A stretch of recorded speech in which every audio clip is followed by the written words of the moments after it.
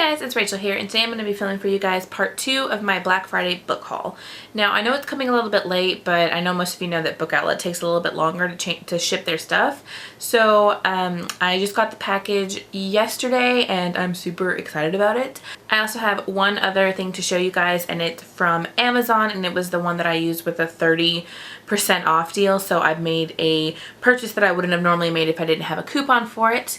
And so I'm really excited to share with you guys that. I also have 2 cute things that I just want to show you guys because I thought that y'all would appreciate them.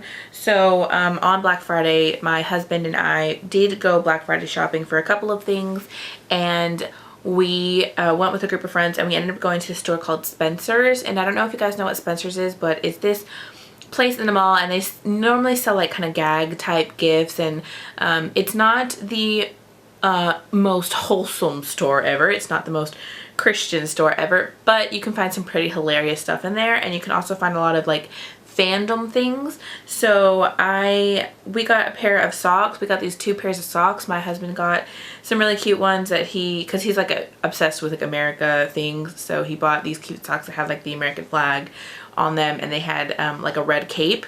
And I found these really cute Harry Potter ones that I thought you guys would appreciate, and they just look like this. They're Slytherin socks, and they're all green, and they have the Slytherin emblem, and they also have little capes on them. It is so freaking cute. I know I posted a picture of this on Instagram, but I don't think that they really just do them justice. I love them so much. I love how they have capes on them. It's the perfect thing. They only had Slytherin and I believe Gryffindor, but I was still so excited because green's my favorite color, or one of my favorite colors, and I just had to have them. They're so awesome. The other socks were a gift from a friend. He just saw them and thought that I would like them, and I am a Redditor, so it helped that I browsed the Reddit website. But they are just some really cute knee-high socks, and they have narwhals on them, and the narwhals have little Christmas scarves and Christmas earmuffs. They're super cute. I have not worn these yet, but I really appreciate the thought in getting me these because I do love narwhals. Okay, so let's go ahead and get into the haul portion of this. I will first go ahead and show you guys the purchase that I made from Amazon. So the purchase that I made on Amazon with the 30% off coupon was one that I've been wanting to make, but I couldn't justify spending so much money on the one item. And they also had it on sale on Amazon. It was like, I think $30 something on Amazon already, $32 on Amazon already. But with a 20% off, I got it for $22, and that's going to be The Walking Dead Compendium 3 by Robert Kirkman, Charlie L. Adlard, Stefano Guadagnino, and Cliff Rathburn. Now, this is the 3rd compendium of the Walking Dead series. This has issues number 97 through 144, and I am super excited about this one. This one recently came out in October, and I've been really wanting to pick it up. Man, it's $60, I think. Yeah, it's $60 for the compendium if you go and buy it retail. And I just could not justify spending $60 on this at one time. So when I got the 30% off and it was already on sale and I paid $22 for this, I could not pass it up. I am almost finished with the 2nd compendium, and I really enjoy the Walking Dead series as a whole. I'm pretty sure everybody knows what the Walking Dead is, but if you don't, it's pretty much I guess a post-apocalyptic world in which the dead, after they've died, they come to life again, and if you get bitten by one, then you become one of them, and it's about a whole group of people that are trying to survive. I will say that the graphic novels are quite a bit darker than the TV show itself, although the TV show is starting to get into more dark scenarios, but the graphic novel is very dark, very explicit, and it's really great. I really enjoy it. It's all in black and white, and I know a lot of people don't like the black and white, but that's okay. I mean, I still appreciate it, and yes, so I'm very excited to get to this. Next, I'm going to go ahead and share with you guys the books that I got in my Book Outlet Black Friday order. As you guys know, the sale was 30% off everything in the store, plus a $5 off coupon that you could use with it. So I ended up getting some books. Originally there was like 17 books in the cart, but I think I ended up only going with 12. So I'm very excited to share with you guys the books that I got in here. I have already opened it just to make it a little bit easier, so let's go ahead and see what's in here. Oh, I already see some things and it's so exciting. Okay, so the first book that I have in here is going to be The Shining Girls by Lauren Beukes. Now, I really want to read Broken Monsters by Lauren Beukes, and I know that Liz from Liz Loves Lit read it and she really enjoyed it. And they had The Shining Girls on there, and sometimes they have Broken Monsters on there, like right now it's on there, and I really want to get it. But I thought I would go ahead and pick up her first book. She is an author that she tells like psychological thrillers, and I believe they're like more on the dark side. I'm not 100% sure what this one's about, but I do know that this has a serial killer in it, and I'm looking quite forward to reading this one. I also quite like the covers for her books. They look so great.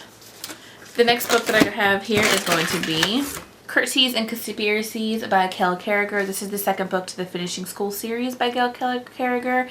There is another book by this author in the box, and I'm quite looking forward to it. I own the whole of the Parasol Protectorate series, and I keep seeing these, and I really love the covers for them. And so I thought I would go ahead and pick the first couple of books in the series. This one they had in hardcover, and I really want to collect the series in hardcover. And so I thought I would go ahead and pick it up. I really love it. I'm, again, not 100% sure what the story is about, but I'm pretty sure this is a school that trains assassins, and it's steampunk, and I've heard excellent things by Sana, and so I'm looking quite forward to this. Next book that I picked up is going to be The Boy Who Drew Monsters, a novel by Keith Donahue, and I'm also looking quite forward to this one. This is also another psychological thriller that is quite short. I believe this follows a boy who, when he dreams, he sees these monsters in his dreams, and so he begins to draw them, and I feel like they come to life or something like this. It's a psychological thriller. I'm looking quite forward to reading it. I keep seeing this one on Book Outlet, and I really like the cover of it, so I thought I'd go ahead and pick it up. So we will see how it goes. Next book I have here is going to be The Wasp Factory by Ian Banks. This one's very short, and this one I've heard is a quite controversial read. Anytime I see lists that have the most like messed up books that you've ever read, The Wasp Factory tends to go on it, and it's because apparently this is a very like grotesque, disturbing book that follows a very troubled teenage boy, a very young teenage boy who commits all kinds of murders, and I believe he tortures animals. And I'm not reading this because I enjoy reading those types of things, but because I've read lists that this is one of the most disturbing books that people have ever read, I want to read it, and so we will see how it goes. The next book I have here is going to be Red Hill by Jamie McGuire. Now, most people know Jamie McGuire as being the author that wrote the Beautiful Disaster series, and I have no interest in Beautiful Disaster, but I did have interest in Red Hill. This is a new adult post-apocalyptic book. From my understanding, this has a love story in it, but it also has like zombies in it. And I really tend to devour new adult books. I read through them very quickly.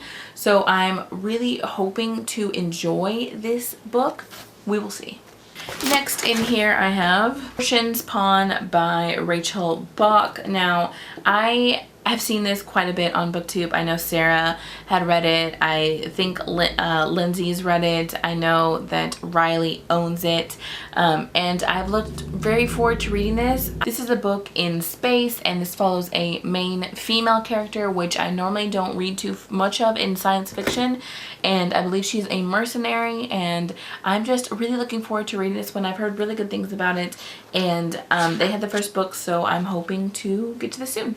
Next here we have Storm Dancer by Jay Kristoff. Now this one has been making its rounds for the past couple of months. I know that Jay Kristoff was the other author that wrote Illuminae with Amy Kaufman, and I really, really enjoyed that book, so I wanted to give a book a try with just Jay Kristoff.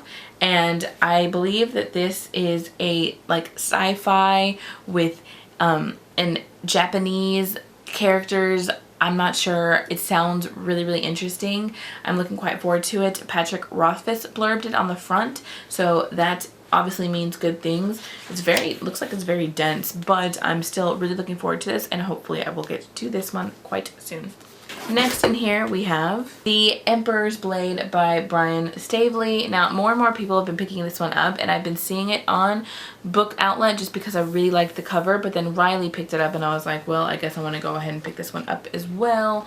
This is a fantasy, and I really enjoy reading fantasy stories when I really get into them, and this pretty much follows these three main characters, and I believe that their father is a king or something and he is murdered, and now we're following all three of them in different areas in this war type kingdom thing.